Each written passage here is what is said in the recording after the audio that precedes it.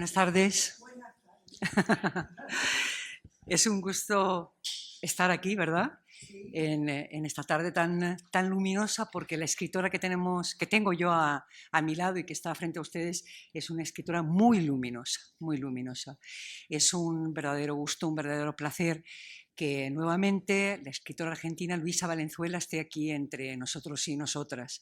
Doy las buenas tardes aquí y también a los que nos escuchen de otras partes del mundo los buenos días, ¿no? Sobre todo a los amigos y amigas latinoamericanos que tantísimo quieren a Luisa Valenzuela, porque está no solo querida, muy querida en su país natal, en Argentina, sino en toda América Latina y distintas partes del mundo, porque además de escritora, Luisa es una viajera impenitente, conoce prácticamente todo el mundo, ha estado viviendo en muchísimas ciudades como Nueva York, Ciudad de México, Barcelona, ha estado en tantísimos sitios, que todo eso sin duda ha alimentado su grandísima obra narrativa. Estamos hablando de una de las escritoras más importantes que escribe en español, y es de una generación de escritoras que han sido y que son imprescindibles para toda la escritura que vendrá después, sobre todo la escritura de mujeres. Estoy hablando que Luisa Valenzuela pertenece a esa generación de Diamela Eltit, de nuestra queridísima Margot Glantz también, de Alba Lucía Ángel, mujeres que dieron un nuevo impulso a la escritura, lo hicieron desde otra perspectiva y además añadieron a todo eso una serie de temáticas que hoy en día están en boga gracias a ellas, ¿no? Como por ejemplo la escritura del cuerpo, que tan importante es en la obra de Luisa Valenzuela. La crítica política, la crítica social, la crítica al poder, la crítica a lo establecido, la crítica a la burguesía, la crítica a la religión. Pero uno puede pensar, ¿todos son críticas? No, hay mucho de gozoso en la obra de Luisa Valenzuela y también muchísimo de ironía, ¿no? No solo cuando escribe, sino también cuando habla. Nosotros hemos tenido la oportunidad de tenerla aquí en Alicante, gracias al CEMAP, como en esta ocasión, en dos ocasiones más, y desde aquí quiero agradecer a la directora Beatriz Aracil, que está muy entusiasmada, como también José Carlos Rovira, nuestro maestro, de que esté aquí Luisa. También agradecer, como siempre, a la sede de la Universidad de Alicante, que también siempre nos apoya en todas las iniciativas que hay desde el CEMAP y, como no, el Centro de Arte Moderno, que ha publicado estos libros de Luisa Valenzuela, que los tienen aquí. Son ediciones de unos libros ya publicados, pero la verdad es que editados con muchísimo cariño, con muchísimo amor. Y bueno, vamos a hablar de muchas cosas, pero también, por supuesto, vamos a hablar de estos libros que ahora ven la luz, una nueva luz desde este centro. Luisa ha publicado, no sé si lo he dicho ya, pero quiero repetirlo, más de 30 libros. Más de 30 libros dentro de la novela, del cuento, del microrrelato y también ensayos, ¿no? Como el caso, por ejemplo, uno de sus libros de ensayos son estos entrecruzamientos entre dos escritores fundamentales, como sabemos, de América Latina y pertenecientes a dos países tan distantes a la vez y de estilos tan diferentes, ¿verdad? Como fueron y tan amigos de Luisa, como fueron Cortázar y Carlos Fuentes. Luisa Valenzuela inicia esas genealogías de escritoras con las que mencioné antes, pero ella tiene una genealogía muy importante que fue su madre, Luisa Mercedes Levinson, a través de la cual ella conoció a escritores tan sumamente importantes como Borges, Bioy o Sábato. Imagínense una persona criarse con un Borges allí al lado, saludar, buenos días, Bioy Casares y demás. Y hay algo que creo que también es importante a la hora de pulsar todos esos elementos que aparecen en la obra de Luisa Valenzuela, como es que ella haya sido periodista. Durante mucho tiempo ella se dedicó al periodismo, ¿verdad? Y eso sin duda ha alimentado también su obra. Podíamos, no me voy a pasar aquí el tiempo citando, ¿verdad? Hay que sonreír, fue su primera novela en 1966, donde hace una crítica a la sociedad burguesa. Después publicaría Los heréticos, el año 1967, El gato eficaz, que es una obra bastante experimental, porque hay algo que caracteriza también a la obra de esta escritora, que es precisamente esa experimentalidad que ella va probando de un libro a otro, un estilo también muy fragmentario, ¿no? Lo cual hace que rompa todo tipo de géneros, porque aunque nosotros hablemos de novela, sí, es una novela, pero en ocasiones esa fragmentación provoca que podíamos hablar, por ejemplo, de microrelatos. Y hay algo muy divertido que estábamos comentando antes. Hay una amiga, una colega común, que es Paqui Noguerol, de la Universidad de Salamanca, que es una especialista, entre muchas otras cosas, de microrelato. Y entonces le hizo ver a Luisa Valenzuela que ella era escritora de microrelatos cuando ella todavía no sabía.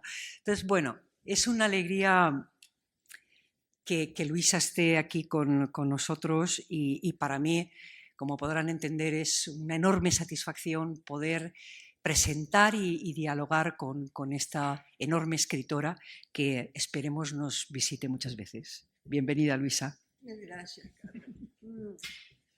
Mil gracias, Carmen Alemani.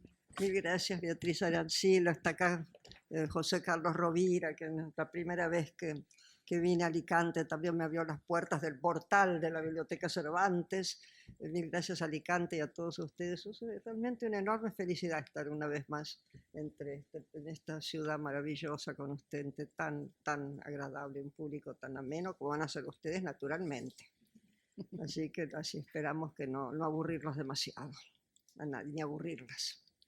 Bueno, se me había olvidado que efectivamente hay un portal dedicado a la obra de Luisa Valenzuela en la Biblioteca Virtual Miguel de Cervantes, que pueden consultar y siempre, bueno, pues es muy sugerente porque saben que en ese tipo de biblioteca hay vídeos, hay fragmentos y fotografías, pueden tener una imagen muy amplia de la escritora. Bueno. Perdóname, quiero también agradecer a Yolanda Santamarina, que no está acá, pero también es parte de la biblioteca y realmente se ocupó mucho de eso, ¿no? Estoy muy, muy agradecida. A Yolanda la queremos mucho porque fue alumna nuestra y siempre, no sé por qué, pero... buenos alumnos, ¿eh? Sí. Bien, bravo. Excelente. Y es una persona que todos los escritores y escritoras que pasan por aquí siempre saludan a Yolanda porque es una persona que se hace querer mucho. Antes de que comencemos el diálogo, a mí me gustaría leer dos textos de Luisa Valenzuela. Dos microrelatos, efectivamente, tampoco tenemos tanto tiempo, y son dos textos que yo utilizo en mis clases del máster. Y creo que dan muy buena idea de ese estilo, de qué manera Luisa Valenzuela lleva el lenguaje hasta sus máximos límites, ¿no? Cómo juega con ese lenguaje, cómo llega a la ambigüedad y cómo finalmente el lector se da cuenta que, y permítame, nos ha estado tomando el pelo para llegar a un lugar que nunca pensábamos que podría llegar la autora, pero así es Luisa Valenzuela, ¿no? Ese poder que tiene con el lenguaje. El primer texto se titula Visión de reojo, que pertenece a su libro Aquí pasan cosas raras, de 1975. Y dice así: la verdad, me plantó la mano en el culo y yo estaba a punto de pegarle 4 gritos cuando el colectivo pasó delante de una iglesia y lo vi persignarse. Buen muchacho, después de todo, me dije. Quizá no lo esté haciendo a propósito, o quizá su mano derecha ignore lo que su mano izquierda hace. Traté de correrme al interior del coche, porque una cosa es justificar y otra muy distinta, dejarse manosear. Pero cada vez subía más pasajeros y no había forma. Mis esguinces solo sirvieron para que él meta mejor la mano y hasta me acaricie. Yo me movía nerviosa, él también.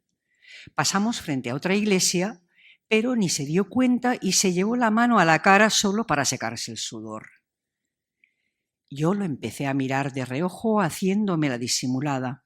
No fuera a creer que me estaba gustando. Imposible correrme y eso que me sacudía. Decidí entonces tomarme la revancha y a mi vez le planté la mano en el culo a él. Pocas cuadras después, una oleada de gente me sacó de su lado a empujones. Los que bajaban me arrancaron del colectivo y ahora lamento haberme perdido así de golpe, porque en su billetera solo había 7.400 pesos de los viejos y más hubiera podido sacarle en un encuentro a solas.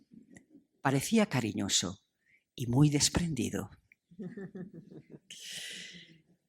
Es genial, ¿verdad? El otro se titula La cosa.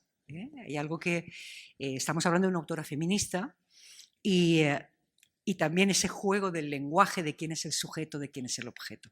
Ya sabemos de lo que estamos hablando.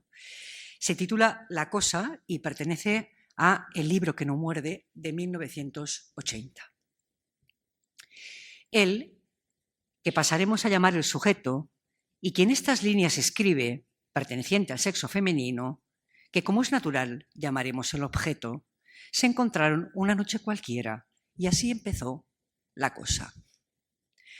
Por un lado, porque la noche es ideal para comienzos y por otro, porque la cosa siempre flota en el aire y basta que dos miradas se crucen para que el puente sea tendido y los abismos franqueados.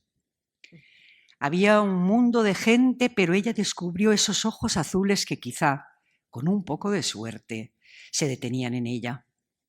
Ojos radiantes, ojos como alfileres que la clavaron contra la pared y la hicieron objeto. Objeto de palabras abusivas, objeto de comentario crítico de los otros que notaron la velocidad con la que aceptó al desconocido.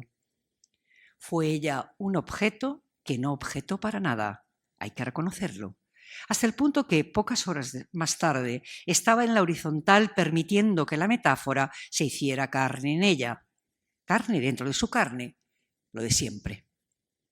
La cosa empezó a funcionar con el movimiento de vaivén del sujeto, que era de lo más proclive. El objeto asumió de inmediato, casi instantáneamente, la inobjetable actitud mal llamada pasiva que resulta ser de lo más activa, recipiente. Deslizamiento de sujeto y objeto en un mismo sentido, confundidos, si se nos permite la paradoja. Gracias por estos textos y por cientos más, Luisa. Ay, qué presentación tan obscena de alguna manera. Quiere decir que está fuera de la escena, nada más. De la escena que vamos a hablar ahora, de la seria literatura, que como corresponde, ¿no te parece? Pero quiero contar dos cosas. Cuando le contabas lo del lenguaje, me vino esta cita de Martí maravillosa, José Martí, que dice que el lenguaje no es el caballo del pensamiento, es su jinete. Entonces allí es donde me llevan las cosas, ¿no? Las palabras me van llevando a esta conclusión tan especial y de golpe sorprendente. Yo empiezo un texto y sin saber a dónde va, y de golpe se va desarrollando y llega a un final muy lógico. Y me acuerdo una vez, acá está mi hija presente, espero que se acuerde, cuando el libro que citaste primero, que es Aquí pasan cosas raras, lo escribí cuando estaba viviendo casi un año en Barcelona, después de unas vueltas por Francia, por México y demás, y volví a una Argentina muy diferente, porque murió Perón, empezó la AAA, empezó el terrorismo de Estado, era un espanto, era una cosa muy, muy impresionante, y sentí que no me iba a poder integrar a mi realidad, a menos que me escribiera un libro de cuentos en un mes. Tenía un mes, porque después tenía que empezar a trabajar, retomar ciertas cosas, tenía un mes libre y dije, si no escribo un libro de cuentos en un mes, yo no entiendo qué está pasando. Porque en el fondo entiendo con la escritura, no me explico las cosas, me las van explicando, cómo van surgiendo las historias. Y entonces en este momento iba a un café y escuchaba cosas mal, entonces hay cuentos más políticos, menos políticos, que pasan cosas raras y como visión de reojo. Después Paqui Noguerol, muchos años después, me va a contar que estos son microrelatos y el microrelato adquiere ciudadanía de género independiente. Mientras tanto eran cuentitos cortitos. Y lo que quería contar al principio, esta cosa, cómo te lleva el lenguaje, que es muy difícil, va a ser muy difícil de traducir para ustedes, pero se los voy a explicar. Habíamos vuelto de este viaje con Annalisa y estamos en un apartamentito chiquitito porque el mío no me lo entregaban, lo había alquilado y no me entregaban los inquilinos. Y me siento y le digo, y yo estaba escribiendo estos cuentos, y le digo, un peludo, un sapo, una boca de lobo. Y le digo, te apuesto que escribo un cuento con esto. No, no, te apuesto 10 pesos. Gané. Porque empecé a jugar con las metáforas de animales. Entonces el peludo para el argentino es una borrachera. Un sapo es la cerveza grande, un shop de cerveza lo llaman un sapo de cerveza. Y una boca de lobo, bueno, la noche era oscura como boca de lobo. Él pidió una cerveza más, no se la sirvieron, con el peludo que tenés te basta y sobra, está borracho, lo atropella un auto de Anca, qué sé yo, acaba del hospital, papagayo, no me acuerdo qué. Y termina diciendo, es muy corto, el exceso de alpiste. En aquella época alpiste era sinónimo de alcohol, de trago. El exceso de alpiste fue su ruina, murió como un pajarito. Pero me sorprendió totalmente, totalmente, lo digo y me da escalofríos ahora. Como esa cosa, estas locas 3 palabras, después lo experimenté mucho cuando escribí las microfábulas, el ABC de las microfábulas. El microrelato hace eso. Te lleva, con el lenguaje te lleva a una conclusión lógica dentro de lo absurdo de la cuestión. Y en cambio el segundo cuentito que leíste es azaroso, porque plena dictadura militar, horror de todo eso, yo estaba bastante involucrada, trabajaba en una revista de izquierda, además era muy peligroso, me invitan como escritor en residencia a la Universidad de Columbia en Nueva York. Entonces digo, bueno, me voy a ir por un buen tiempo, me voy a quedar, no me puedo ir y volver. Entonces me invitan en el 78, me voy en el 79, entonces agarro, empiezo a tratar de vandalizar mis libros, cortaba un capítulo de un libro que me interesaba, rompía otra cosa, entonces de todos mis diarios que tenía copiaba cosas al azar que me interesaban llevar, y entre otras este cuentito, y así sale el libro que no muerde. Es un libro de recopilación de restos que tenían que ser más desarrollados, pero no tuvieron la oportunidad. Bueno, todo esto quería decir que el título de la charla de hoy es Escrituras propias, escrituras ajenas, porque con la emoción de la presentación se me olvidó el título. Y lo recuerdo ahora porque, ¿qué te parece, Luisa, si empezamos con este tema, ¿no? El de las escrituras propias, escrituras ajenas, ¿no? A mí me gustaría que me hablaras de tus lecturas y cómo esas lecturas, cómo las asumes tú en tu escritura. Sí, desgraciadamente mis lecturas son cada vez más perezosas, debo confesar, tengo muchos años, así que tengo esa buena excusa de una no tan buena vista. Y leo mucha no ficción, leo muchas cosas científicas, ahora estoy leyendo mucho sobre la conciencia unificada, el mundo unificado, la microfísica, cosas así. Me interesan los mundos, para mí casi incomprensibles, como me interesan las máscaras. Entonces también leo mucho sobre todo los rituales, leo mucho de antropología. Esas son mis lecturas ahora. Pero lo que pasa es que estoy contaminada, porque como bien sabes, me crié con escritores. Entonces yo no quería ser escritora, leía muchísimo, leí desde joven, leí muchísimo, muchísimo. Creo que así se forma un escritor de todos modos, pero no era ese mi camino. Descubrí el periodismo y descubrí que era lo que yo quería, que era meterme en todos los mundos, no tener que elegir una carrera, quería todo. Entonces el periodismo te permite indagar en todo, no enterarte de nada, necesariamente profundizar, pero sí picotear acá y allá. Así que es un poco este galopar, así dejar que el caballo del pensamiento, no el lenguaje se vaya por su cuenta, pero con rienda sostenida por el lenguaje, ¿no? Cómo vamos avanzando en la escritura. Sobre todo al principio, ahora ya no leo tanto como te digo, pero sobre todo cuando estaba en novela, cuando estaba escribiendo una novela, me negaba a leer ficción, porque no quería influenciarse. Porque uno entra en el sonsonete del otro, y finalmente la lectura también es un ritmo, es una respiración, es un mundo en el que penetras ajeno y maravilloso. Y no quería contaminar ese mundo que iba desarrollándose con estos mundos ajenos. Además, te sentís un poco inferior a veces leyendo cosas maravillosas, grandes obras. Así que esa es mi relación extraña con la lectura, que es, digamos, una cosa más del pasado que del presente. La lectura literaria, ¿no? La lectura de ficción. Respecto a lo de las escritoras, estábamos hablando antes de llegar aquí, y yo a Luisa Valenzuela la conocí en el año 1996 en la Universidad de Valencia, que nos invitó como una amiga muy querida, Sonia Matalía, ya fallecida, argentina. Gran recuerdo. Y allí yo cuando vi a este portento de mujer me enamoré directamente, porque contaba unas historias, yo no, como dicen, si non è vero ben trovato, da igual, ¿no? Pero contaba unas historias que yo estaba realmente alucinada, ¿no? Y me acuerdo que Sonia Matalía se reía mucho, ¿no? Y decía, no creas, todo eso. Bueno, fue a propósito de un congreso que organizó Sonia sobre las escritoras, específicamente sobre narradoras latinoamericanas, y Luisa Valenzuela fue la invitada mayor, ¿no? de ese evento.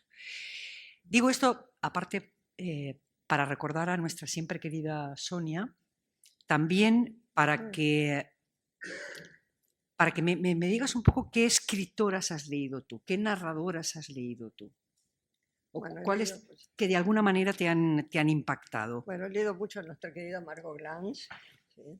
Hemos presentado los libros juntos y demás. Todas, Leonora Welter, gente así, Virginia Woolf, Clarice Lispector es alguien. Escritoras como María Luisa Bombal, Clarice Lispector, escritoras que debieron haber formado parte del boom, ¿no? Y no lo formaron. Y ahora viene toda esta nueva línea de escritoras de novelas góticas y de terror así, gótico, que son muy buenas, porque hubo un periodo, y no voy a dar nombres, donde se creía que la escritura femenina se iba hacia un lugar muy desconcertante, muy poco interesante, que era transformar la historia, ponerle unos toques modernos a las cosas históricas y armar unas novelas bastante poco literarias, poco escritas. A mí me interesa mucho la escritura en sí, no lo que están contando. La anécdota es interesante, está valiosa, vale la pena, pero cómo está escrita, el cómo es lo que me interesa. Así que de golpe hay mujeres que encuentran un lenguaje, un idioma propio extraordinario, y en eso Clarice Lispector es una maestra. Pero aún mi madre era muy buena, Luisa Mercedes Levinson. Y estas muchachas, bueno, muchachas para mí, ellas ya no son tan muchachas, como Mariana Enríquez, Selva Almada, son muy interesantes, son muy buenas escritoras, ¿sí? Pero no soy crítica, así que no me veo en la obligación, o no leo así por placer tampoco en este momento. Mi placer pasa por otro lado. Así que me estoy salteando un montón de gente importantísima y lo siento por ellas, porque hay muy buenas escritoras en este momento, y hay muy buenas escritoras en España que ignoro, cuya presencia ignoro. Entonces, por ejemplo, me encanta las filósofas, ¿no? Marina Garcés me parece una mente lucidísima, pero no puedo meterme a hablar como si fuera una crítica, soy una creadora. Espero. Hablando de la crítica, la creadora, ¿verdad? Dice, yo no soy crítica, sin embargo, sí ha publicado obras ensayísticas que son importantísimas, ¿no? Están Peligrosas palabras, reflexiones de una escritora, Escritura y secreto, del año 2002. Hay otra novela que es una especie de mistura entre novela y ars poética, que es el Mañana, que publicó en 2010. Y está este libro, el de Cortázar, Fuentes, entre cruzamientos, que publicara en el 2014 y que sale a la luz ahora gracias al Centro de Arte Moderno.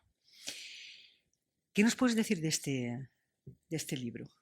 ¿O qué nos puedes decir de Cortázar, yo de los Fuentes? Quería mucho a los dos. Fueron amigos, cada uno en su estilo.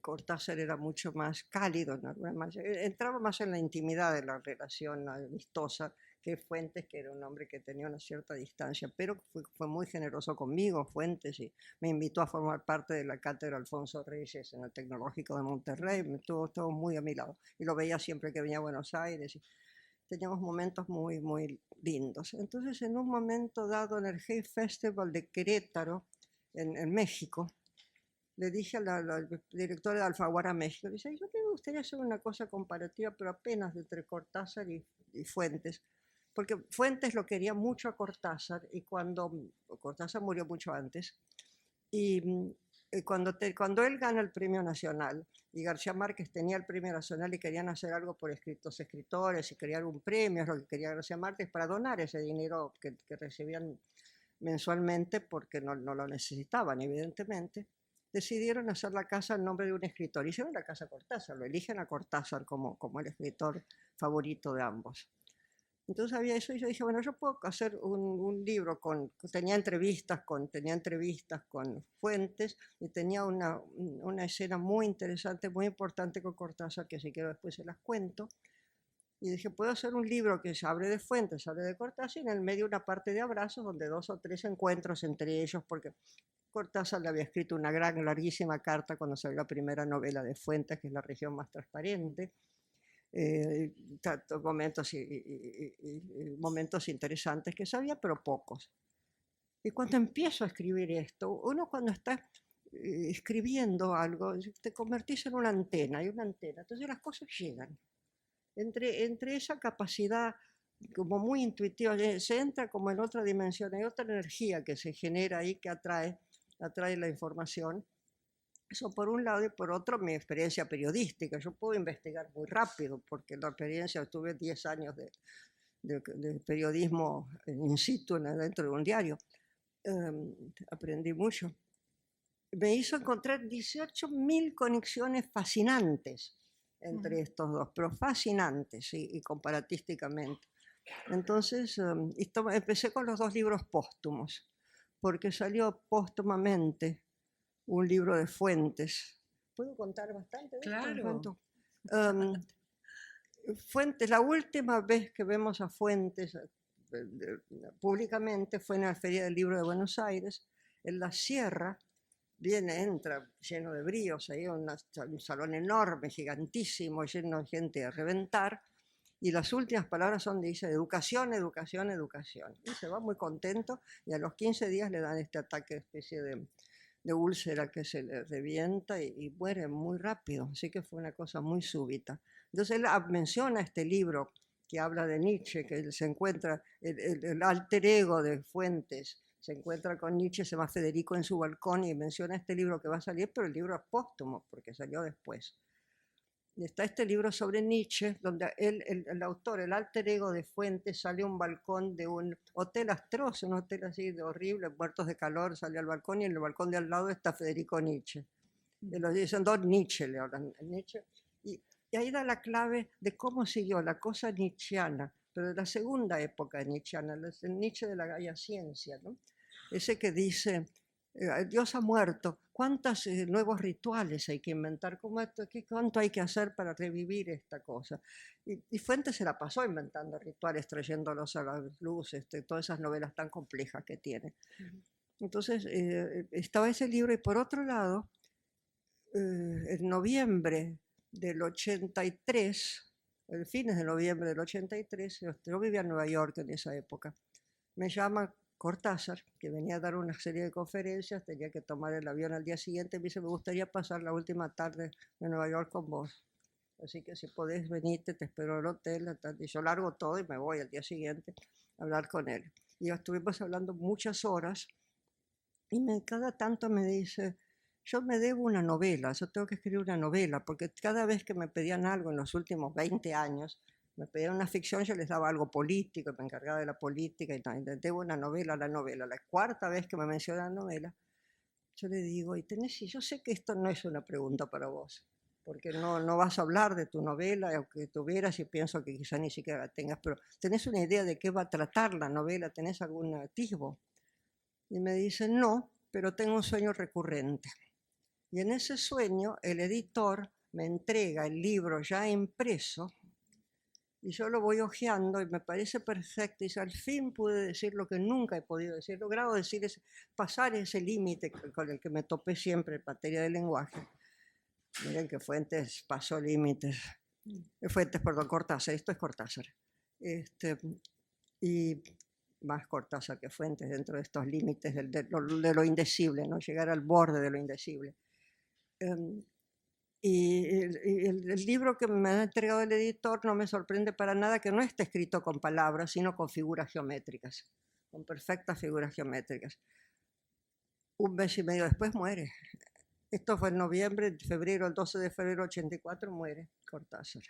Es decir, que es el libro póstumo de Cortázar no escrito. Entonces tenía estos dos libros póstumos y a raíz de eso fui armando este juego de abecedarios, de cosas y de encuentros. Tienen los dos hermanas que casi nadie habla nunca de la hermana de Fuentes publicó un par de novelas, era una escritora, como si no existiera. Me dijo, ¿sabías que Fuentes tiene una hermana? Era escritora. Lo leíste en mi libro. Y la hermana de Cortázar, bueno, no estaba un poco fuera de la película, pero estas dos hermanas que quedan totalmente borradas por estas dos personalidades. Después hay un par de cuentos, siempre la comparatística hace una cosa fácil, que es comparar el cuento Chacmol de Fuentes con el cuento La noche boca arriba de Cortázar, simplemente porque el personaje de La noche boca arriba es un príncipe azteca. En la Guerra Florida, o es un motociclista, es un príncipe azteca, se va cambiando de juegos cortasarianos. Pero no tienen nada que ver los cuentos, simplemente hay un príncipe azteca. Es la única cosa que tiene de comparación. En cambio hay un cuento de Cortázar que se llama, un poco conocido, que es el ídolo de las Islas Cíclades, que sí es exactamente Chacmol. Es la maldición de estos ídolos que se encuentran y son parejas que después se pelean, se matan entre sí, entre escenas de celos y todo, a raíz de este hallazgo arqueológico. Así que es muy fascinante todo eso. Y ahí encuentro una anécdota maravillosa, leyendo, pescando, cosas así. El último, Fuentes, Cortázar me había dicho, Julio me había dicho que tenía que hacer varios viajes antes de poder escribir la novela. Y tenía que ir a Cuba para qué sé yo qué, tenía que ir a Nicaragua para despedirse, tenía que ir a la Argentina para ver a su familia un poco, despedirse, ver. Solo pude ir a la Argentina. Y lo llevan, Edgardo Gosarinsky lo lleva al cine, en el cine en la calle Corrientes, donde están todos los cines y eso. Y cuando salen, al atardecer, venía un grupo de estudiantes protestando por alguna cosa política de la que tenemos siempre. Ahora peor que nunca, pero en fin. Y entonces estos lo descubren a Cortázar, era muy, muy reconocible Julio. Entonces los que salen corriendo en las calles Corrientes, está lleno de librerías y de kioscos, salen a buscar todos los libros de Cortázar que encuentran y le piden que firme. Cuando terminan y se van, queda el diariero que tenía su kiosco en la esquina, le dice, ay, dile, señor Cortázar, qué lástima, yo no tengo un libro suyo, pero tengo un libro de un latinoamericano, si usted me lo quiere firmar no le importa, y le da para firmar un libro de Fuentes. Y esa es la última cosa que hace Cortázar en Buenos Aires. Es muy lindo. Increíble, ¿no? Sí. Entonces encontraba cosas así, saliendo, indagando historias. Así que lo disfruté mucho ese libro, de escribirlo. Porque entre el humor, eran dos que tenían así, unos extraños sentidos del humor.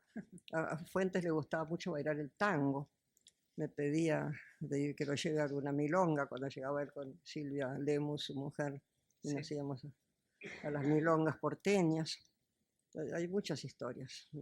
Además parecía un actor de cine, ¿verdad? Sí. Carlos Fuentes, Sí, era un hombre guapísimo. Y hay un momento dado me entero Buñuel, porque además compartían esta pasión por Buñuel separadamente. Pero Carlos lo conocía mucho Buñuel, Cortázar no. Pero descubre su obra, descubre su filmografía. En París, porque en la Argentina estaba prohibido. Y entonces hay un momento que hay un proyecto de Buñuel para hacer una película, con no me acuerdo qué, un cuento de Cortázar y un cuento de Fuentes, Las Ménades de Cortázar y Aura de Fuentes. Y después ese proyecto no sale, pero de golpe también se unían en Buñuel. Digo, tenía un libro así gordo que me habían regalado sobre pintores de Fuentes, un tipo muy erudito, ¿no? Una enciclopedia, Carlos. Y tenía este libro lindísimo sobre pintores. Y yo dije, hay un cuento sobre Alechinsky, que es muy lindo de Cortázar, muy lindo el cuento, que se llama Un país llamado Alechinsky. que lo cuentan las hormigas que se pasean por el cuadro de Alechinsky. Y dije, seguro que Julio tiene algo sobre Alechinsky. Voy a ver en este libro gordote que lo había mirado así, no lo había leído, y veo que Alechinsky cuenta que juntos se conocen en se conocen en la casa de Botero, no se conocen, se reúnen en casa de Joyce Mansour con Alechinsky, que los convoca a ellos, a Julio, a Fuentes y a otros, para que les pongan título a sus cuadros. Así que se encuentran con Alechinsky los dos, estos dos, pero cosas así me fueron pasando todo el tiempo. Fue tan lindo. Es que es un libro muy sabroso, de verdad, muy sabroso, porque aparte de la forma ya de escritura, ¿no? O sea, abrir y ver aquí de la A a la Z, la manera, antes hablaba de la fragmentación, juego, ¿no? Sí, que es muy típica de la escritura de Luisa Valenzuela, y cómo, bueno, habla de eso, del doble, del tiempo, de los personajes reales, de Buñuel, de los pintores, de los cristales, del caracol, El caracol. El caracol es graciosísimo. El caracol, en Rayuela tienen este caracol que es el caracol Osvaldo, que lo tienen como una especie de mascota y cada tanto en los cafés de París sacan el caracol Osvaldo. Pero Osvaldo aparece en otro cuento pero de golpe me encuentro en un libro que a mí me había costado mucho inicialmente leer de Fuentes, pues muy mexicano. Es uno de los reproches que le hace Carlos en la primera carta. Maravilloso, donde le pondera muchísimo la región más transparente, pero dice, pero usted se exagera con los mexicanismos, después no puede. Le hace dos reproches. Usted exagera con los mexicanismos y los que no pertenecemos a esa cultura nos cuesta leer, nos cuesta entrar en el juego. Y también usted tiene uno de los defectos de un escritor novel, porque esa es la primera. Carlos Fuentes tenía 28 años cuando sale La región más transparente, que es un libraco enorme, maravilloso, pero duro de leer. Y usted pone todo como esta es mi metáfora, no la dice Cortázar. Pone como todos los huevos en la misma canasta, todo lo que sabe lo quiere meter en una sola novela, resérvese para las próximas, no le va a quedar nada. Pues le quedó un montón. Por suerte en ese aspecto Fuentes no le hizo caso y se escribió siempre esta cosa tan barroca, tan rica. Y hay una anécdota divina, pero me divierte mucho contarlo. Cuenta Fuentes.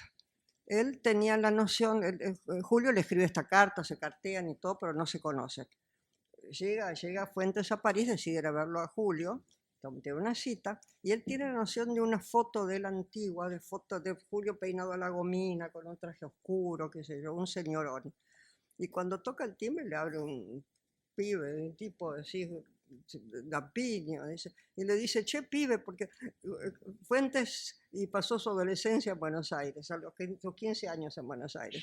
Toda su iniciación romántica fue en Buenos Aires. Che, pibe, vengo a ver a tu papá. Y el otro le dice, mi papá soy yo. Me veniste a ver a mí.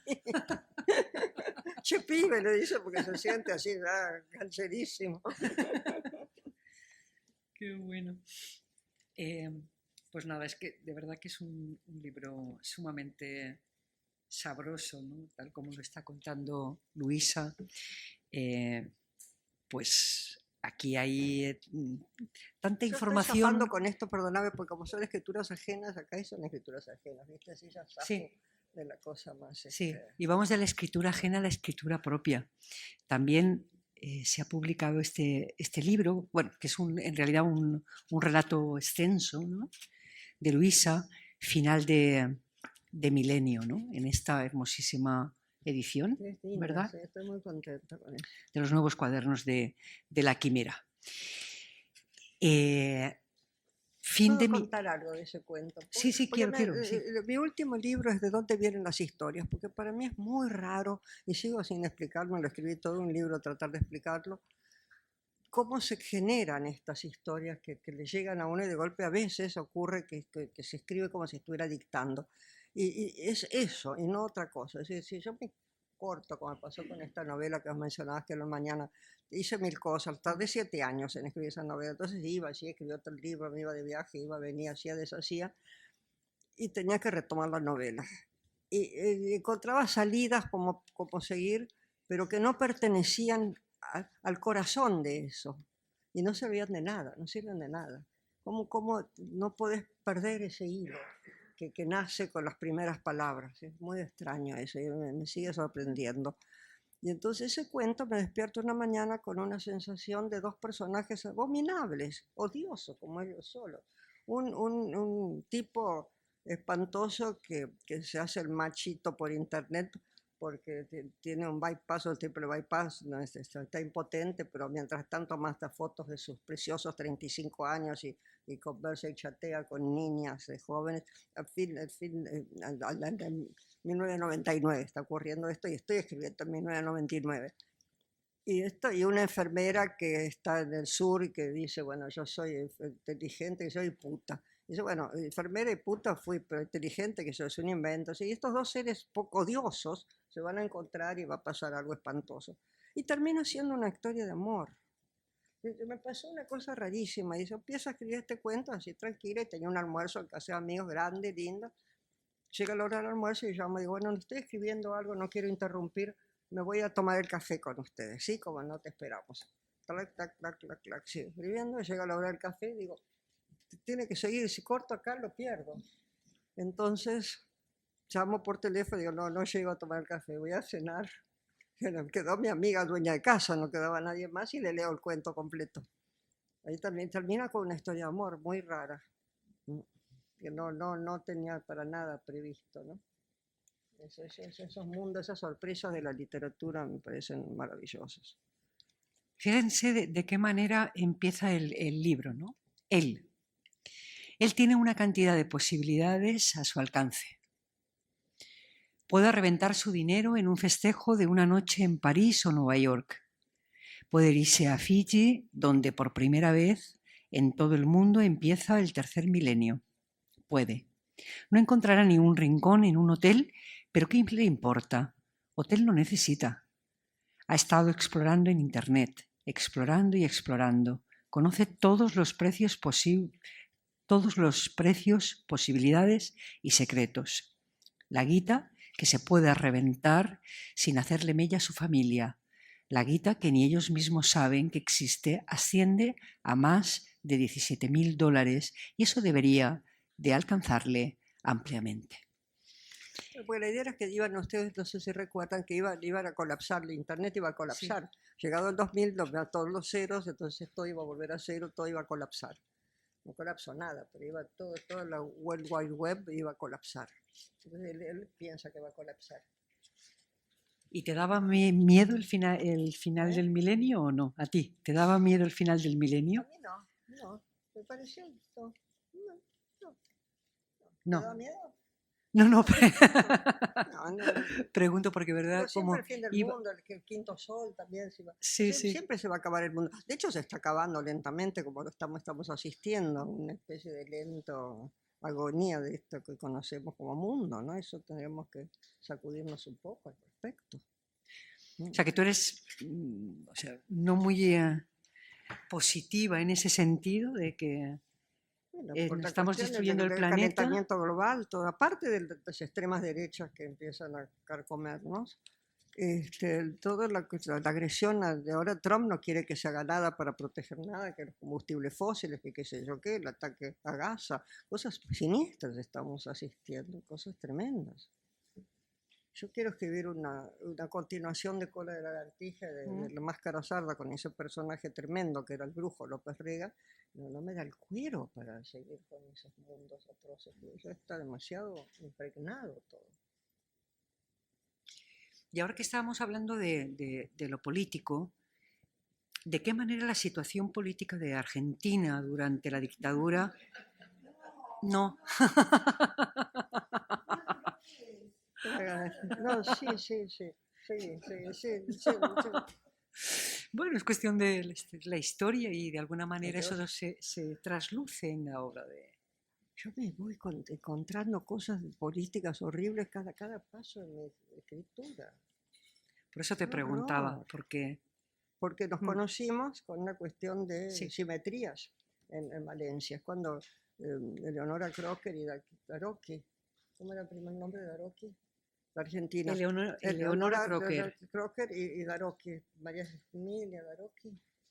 bueno, yo tengo mala memoria para los nombres, pido disculpas, pero habíamos salido de la tremenda dictadura militar esta que duró 7 años atroces, y yo había escrito un libro en ese momento, en el 77, esto era el de 76 al 83 que duró la dictadura. Yo había escrito un cuento muy largo, casi una novela, y no me animé a postrárselo a nadie. Después me lo llevé cuando me fui a Estados Unidos y ahí se editó en distintos lugares, pero nunca en la Argentina, hasta muchísimo después. Y después salió, y yo creí que había inventado una situación muy extrema. Después cuando vinieron los juicios, era eso, pasó a eso. Entonces es muy raro lo que uno cree que inventa y después es premonitorio. No sé si es premonitorio, yo creo que está en el aire. Entonces lo vas pescando, ¿no? Al escribir, uno entra de nuevo la misma de las enteras, ¿no? Eso lo tenía muy consciente los dos tan fuertes y Cortázar sobre todo. Entonces, el momento de la Argentina es alucinantemente atroz. Estamos en manos de un loco total. Pero es el loco y los poderes, es el títere de los grandes poderes. Esto es, se les está yendo de las manos el títere, eso es interesante. Porque el títere empezó a cobrar autonomía porque quiere seguir destruyendo alegremente y le dice, mira, tenés que parar porque hay que equilibrar un poco. Vamos a ver qué pasa. Estaría bonito, creo, escribir un libro en el que pudiéramos poner en contacto a Luisa Valenzuela con Margot Glantz, porque hay creo que muchos puntos de contacto, ¿verdad? Parte de esa amistad.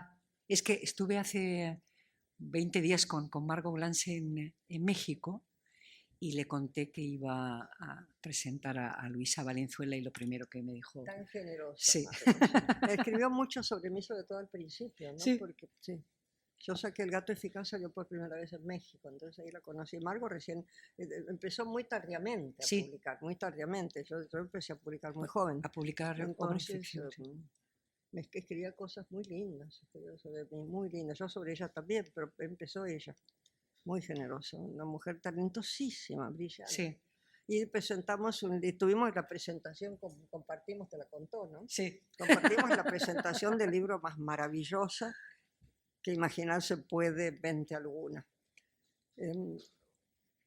Sandra Lorenzano, una argentina, una Argenmex, porque ahora está esta situación de los Argenmex, había decidido en Alfaguara crear una colección de literatura erótica.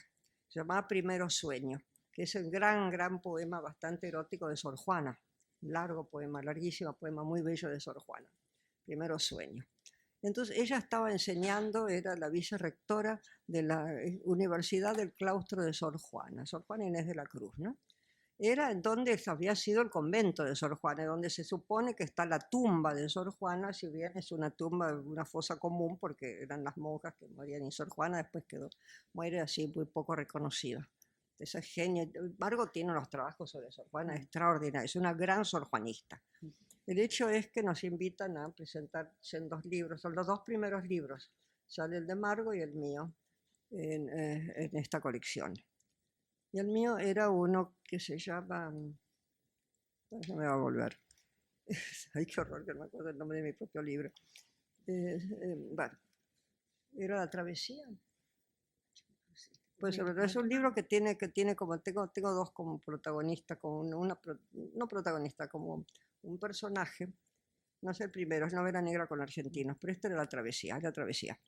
El personaje que es una dominatrix.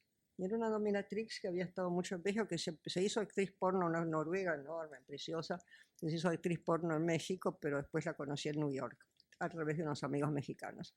Y un personaje fantástico. Entonces decidimos hacer un diálogo entre la autora y el personaje, y nos pusieron en el medio de este claustro maravilloso que es el atrio de la universidad, un par de tronos, y ahí estaba la dominatrix vestida de dominatrix, con su corsé y sus botas altísimas y un latiguito en la mano así.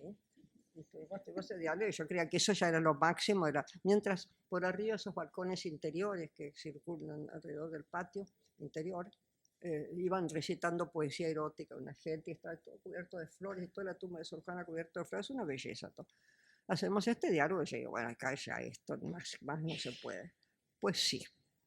Entonces, de ahí vamos a la zona, al auditorio, digamos. El auditorio era la capilla de Sor Juana convertido en auditorio. Entonces el altar ya no es el altar original, sino que son piezas de altares barrocos de dorados a la hoja, muy bonitos, y había una gran mesa negra donde nos íbamos a sentar Margot Glantz, la Marisol Schulz, Sandra Lorenzano y yo a presentar los dos libros. Ceremonias era el de Margot. Pero antes entra una actriz genial que es de Felipe. ¿Cómo es el primer nombre de Felipe? Juliana, Felipe. Bueno, ya me va a volver también, los nombres se van, así van y vuelven. Y entra vestida de Sor Juana, pero vestida impecable de Sor Juana, como en los retratos de Sor Juana, con su gran medallón, todo así perfecta, y recitando el Primero Sueño. Y mientras va recitando este larguísimo poema, se va despojando de la ropa, y despojando, y acaba en un striptease integral de Sor Juana sobre este altar negro, tirándose, maravilloso cuando termina, y al final se envuelve en el último velo y se va la actriz esta. Un striptease de Sor Juana en la presentación del libro. Algo extraordinario, extraordinario. Después tuvimos que hablar de los libros, eso ya es una caída picada. ¿No? Sí, Eso ya. Olvídate. Pero fue divino, fue divino. Con Margot compartimos eso, inolvidable. Y te lo decía lo de Margot porque, bueno, creo que hay, teniendo cada una un sello personalísimo en la escritura y escribiendo el trabajo del erotismo de Margot es muy ahí interesante. Vamos. Sí, muy y también el tema del cuerpo. Mm. Eso te quería preguntar. El tema del cuerpo, que también es muy importante en Margot, esa mezcla de erotismo, y en el caso tuyo, ¿no? Claro, Del en el caso mío es distinto, es curioso. Ella habla del cuerpo, habla de los dientes, habla de los pies, habla del cabello. El cabello, tiene libros dedicados a eso. Yo digo, yo creo que uno escribe con el cuerpo, entonces más que hablar del cuerpo, hablo a través del cuerpo. Entonces, yo estoy convencida que se escribe con el cuerpo. Y la mente también, pero todo está unido, todo es un fluir de energía, el ritmo, la respiración es tan importante en la escritura, y eso es el cuerpo que lo va dando, dominando. Claro, es que ella habla desde la metonimia, ¿no? Una parte del cuerpo, y entonces a partir de ahí hace una reflexión, mientras que tú es esa parte como integral, ¿no? Que estabas comentando, ¿verdad? ¿Qué te parece si damos la palabra al público? Por si alguien quiere preguntar. Me parece muy bien, pero por ahí te pido que me repitas las preguntas. Va, por supuesto. A veces no oigo lo que pregunta el público. Bueno. Retransmisión. ¿Alguna? Creo... Liliana Felipe. Espera. Pues si acaso alguien pregunta. ¿Qué estoy escribiendo ahora? ¿Qué estás escribiendo ahora? Que estoy queriendo escribir desde hace mucho tiempo. Estuve escribiendo columnas políticas para la Página 12, que es el único diario que puede expresarse libremente, digamos. Y estuve escribiendo cosas así, algunas conferencias y eso. Pero estoy queriendo escribir una novela que hace mucho y se me va complicando cada vez más. Y la sé demasiado, porque López Rega, que era el brujo de Perón y todo eso, que aparece en Cola de Lagartija, que es una novela muy barroca, muy fuerte, vuelve a aparecer en mi novela La Máscara Sarda, y tengo una trilogía. Después encontré a la maestra esotérica de López Rega. La maestra, investigando para La Máscara Sarda, encuentro 2 libros y esta mención de esta mujer que se llama Victoria Montero Real, que vivió en Corrientes, y era mano santa, era curadora realmente curadora y realmente un ser de bondad. Y López Rega fue alumno de ella y parece que curaba con las manos, que tenía poderes. Pero cuando se mete en política, ella ya no quiere saber nada con él, lo echa, es un horror, todo se transforma. Y yo estoy investigando bastante sobre este personaje y quiero escribir. Ahora entra Milei en el panorama, y es una especie de nuevo López Rega. Reeditan Cola de Lagartija y se empieza a hablar del neolópezreguismo. Neolópezreguismo, Dios mío, me da miedo. Y entonces entrar en todo este juego. Es un tipo que los trolls de ellos se llaman las fuerzas del cielo. Él es totalmente, se cree un dios, se cree una locura mesiánica también, es este poder omnímodo. Entonces quiero escribir eso, pero no sé si voy a poder hacerlo. Así que queda en la voluntad. La voluntad del poder es el título de una novela de Fuentes. La voluntad del poder. La voluntad del poder. Sí. El poder omnímodo, el poder total, ¿no? El poder de Dios, ese gracias a Dios. Curiosamente, en Cola de Lagartija, el personaje, esto es un invento mío, el personaje que va a ser una especie de simulacro del brujo, una especie, una cosa ucrónica del brujo, tiene 3 testículos. Y él dice que es un quiste, el tercer testículo, pero es un quiste embrionario y es su hermana Estrella, que no se desarrolla en el vientre materno, no se desarrolló y quedó con él. Su hermana se quedó con él y él va a tener un hijo de su hermana y quiere embarazarse de sí mismo. Entonces, toda esta búsqueda durante toda la novela. La que maneja todo el poder en Milei es la hermana, Karina. Es toda esta historia. Así de golpe está los extremos se tocan, ¿no? De la historia. Y la cosa del tarot. Y toda la cosa de los que habla con los perros, con el perro muerto, Sí. entonces es divino, pero Dios mío.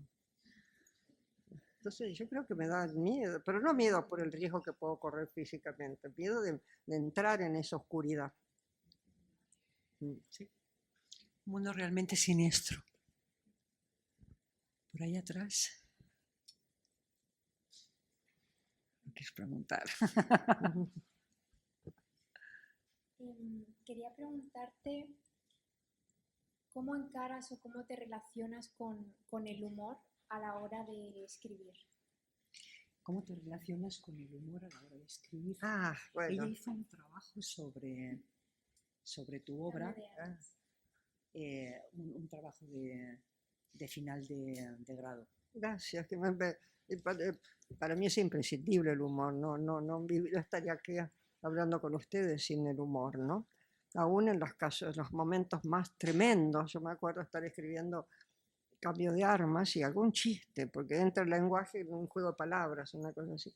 Yo digo, no puedo permitirme este lujo en esta historia. Digo, pues sí, porque es un alivio cómico, digamos, pero no solo para el que escribe, para el que lo lee, para todos, para uno, para poder seguir adelante. A mí el humor me da vitalidad, me da vitalidad. En situaciones muy angustiantes de mi vida real, si eso existe, aceptemos que, bueno, es esto, también de golpe le veo la parte cómica y se transforma todo, aunque sea por un rato, podés salirte del drama personal. Lo he definido muchas veces como unos anteojos ahumados para poder mirar el sol de frente, para poder enfrentar ciertas cosas. El humor es imprescindible para mí. Y la cosa patafísica, ¿no? Yo creo que ahí es donde teníamos la conexión con Cortázar, ¿no? Por la línea patafísica de las soluciones imaginarias, de no tomarlo serio en serio. Sí, el humor es imprescindible. Yo le echo la culpa a Sagitario, soy de Sagitario del manual, de las cosas de Sagitario. No creo tanto en el horóscopo, pero no me queda más remedio. En cuanto a los géneros, cuando empiezas a escribir, ¿piensas ya que vas a trabajar un cuento o que vas a trabajar una novela? Sí, es muy extraño. Tengo una palabra, por ahí es una palabra que va a desencadenar una frase, pero yo sé si va a ser un cuento, una novela o un microrrelato. Sí. No la primera vez, mi primera novela me engañó, porque yo escribía cuentos y creía que nunca iba a poder escribir, tenía 21 años, nunca iba a poder escribir una novela, nunca iba a tener el empuje y la paciencia de escribir una novela, y me engañó porque esa vez yo sabía cómo iba a terminar, cosa que cuando sé cómo va a terminar me pierdo, y se fue armando esta novela, ¿no? Era muy raro porque la veía visualmente, vi la novela como quien ve un cine, y nunca más. Después oigo, son como voces tipo Juana de Arco, ¿viste? Pero menos. Pero oír el sonido del lenguaje y de golpe las palabras te llevan a otro lado, ¿no? Pero es eso. Sí. Puedo que me haya equivocado algunas veces, pero generalmente sé perfectamente. No sé de qué largo va a ser el cuento, digamos, pero sé los microrelatos, sí. Es como distintos programas que uno entra, distintas aplicaciones mentales. También como el estilo, si me permites, Luisa, el estilo de Luisa es muy fragmentario, eso también da pie a poder hacer diferentes conjunciones, ¿no? O sea, de hecho, es la ruptura del propio género, que es algo prototípico de la literatura actual, ¿no? Digamos, de la literatura más avanzada actualmente.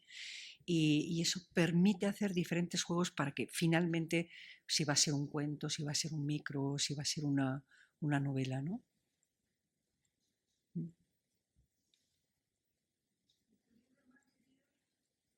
Tu libro más querido. ¿De mío propio o ajeno? ¿Eh? Los tuyos. ¿Los míos más queridos? Quizás sea El gato eficaz, no estoy segura, algún momento lo fue, porque era tan raro, yo nunca pude, yo siempre digo, qué suerte, encontré una manera de escribir distinta, encontré un camino, y ese camino muere con ese texto, ¿no? Entonces El gato eficaz fue una ruptura tan feroz, tan lo que iba escribiendo en todos lados, no paraba de escribir, todo esto seguía como surgiendo, un manantial de cosas extrañas, por eso es como fragmentado, pero se van uniendo esos fragmentos. Y lo quiero mucho el personaje del fiscal Muere, de Masachesi. Tengo largas conversaciones con el personaje este, que es un ex comisario, la última persona que a mí se me habría ocurrido en mi vida tener conversaciones, pero es un ex comisario así muy sui generis, culto, empieza con un cuento que aprecia la pintura, después ha leído todas las novelas de misterio, él quería ser, es comisario porque quería ser una especie de Montalbano, se da cuenta que puede ser un intelectual. Y entonces una mañana me tira una deducción maravillosa, pero brillante, y tengo discusiones con él, porque después yo no sé, ok, sé cómo termina, sé cómo es el final, pero no sé escribir una novela de misterio. Entonces tuve que contar toda su vida, meterme a otro lado, regalarle una novela que estaba escribiendo para llegar a eso.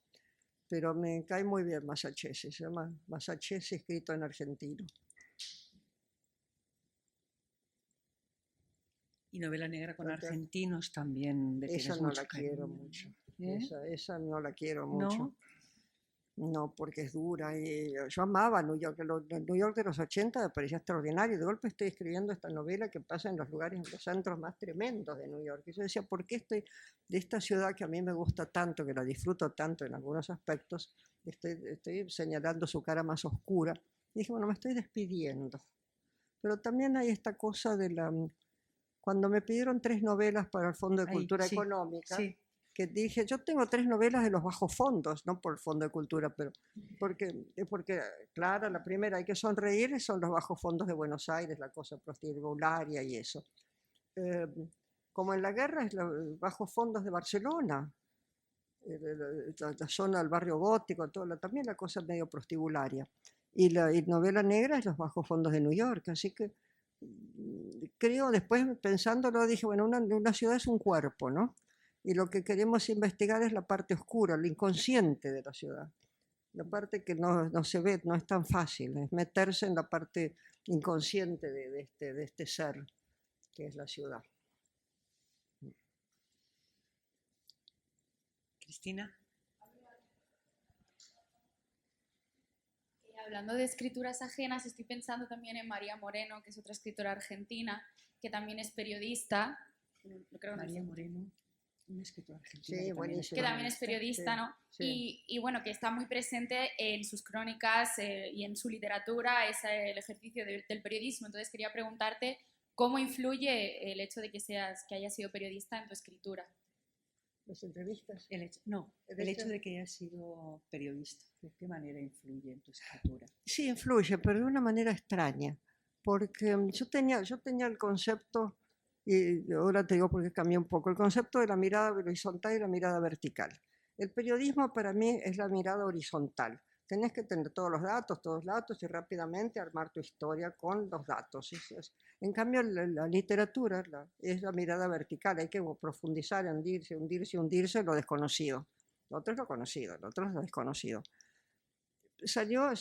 Me publicaron un libro de un montón, tengo millones de cosas escritas, porque era un gordo libro que se llama La mirada horizontal, con artículos periodísticos míos. Y se presentaron, salieron casi en 2 editoriales distintas, pero que son medio parientes, con El fiscal muere, la historia de Masachesi, la novela y esto. Y entonces empezaron a hablar de la mirada oblicua. Y eso me resultó muy interesante. Los presentadores empezaron a desviar la cosa y a decir, sí, pues la mirada oblicua, porque yo me doy cuenta, las novelas como la del fiscal, que requieren investigación factual para irlo armando, ¿no? Te estás contando una cosa medio histórica, tenés que tener datos concretos, la rapidez con que puedo investigar, porque eso me lo ha dado el periodismo, eso por un lado. Y el periodismo tuve mucha suerte, pero esto ya no es el periodismo, es la suerte que tuve personalmente, de tener un jefe, donde estaba trabajando de planta, que había sido condiscípulo de Cortázar en el Mariano Acosta, era egresado del profesorado de letras, era un tipo absolutamente riguroso con el lenguaje, cosa inaudita dentro del periodismo, cosa casi inédita. Entonces me tenía al trote. Y yo tenía 23 años cuando empecé a trabajar ahí. Y también tenía que ser cosas muy breves y muy comprimidas. Entonces también aprendí a no irme por las ramas. Me enseñó muchas cosas. Después, cuando tenía que escribir, sobre todo en aquella época, cuando tenía que escribir ficción, tenía que abandonar el periodismo, cerrarme, irme, porque si no estás contaminado por el facilismo de llegar rápido a una meta, ¿no? Pero sí, creo que me ayudó mucho. Pero porque tuve ese jefe excepcional que se llamaba Ambrosio Vecino, aprovecho para hacerle un pequeño homenaje. Y el padre de Paloma Vidal. By the way, con quien estuve acá la vez pasada, el abuelo de Paloma Vidal. Es una gran escritora joven nuestra, estupenda, pero escribe mucho en portugués porque vive en Brasil, así que ahí es Argenbras.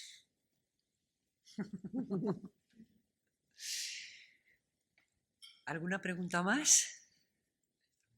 Estamos en tiempo, ¿no? Sí. Luisa, ¿quieres añadir algo más? ¿Quieres añadir algo más? No, creo que ¿No? los dejo descansar y agradecer la atenta escucha. Sí, siempre hay más, pero el microrelato. Voy a decir 2 cosas del microrelato. El microrelato para mí son unas maquinitas de pensar, porque son muy cortas, muy cortitos y quedan en la mente y uno los sigue desarrollando y desarrollando.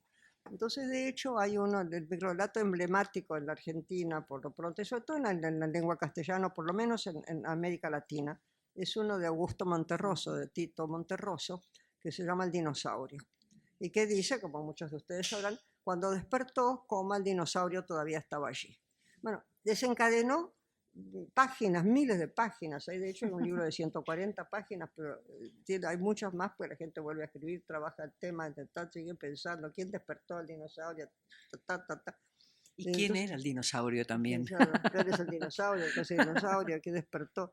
La coma del microrelato, cuando despertó la coma, ella escribió, cuando despertó la coma del microrelato pudo avanzar, pero se encontró con un obstáculo imposible, que es el punto final. Avanzó tantos casilleros hasta encontrarse con el obstáculo invencible del punto final.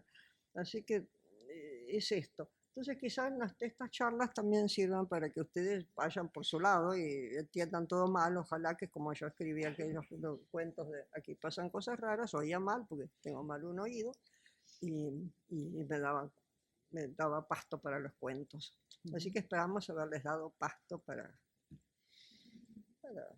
brumear. Bueno, pues ya sabes que aquí tenemos buen pasto y cuando quieras, esta es tu casa, porque siempre te vamos a recibir con los brazos abiertos y muchas gracias por compartir esta tarde con nosotros. Muchas gracias a ustedes. Muchísimas gracias.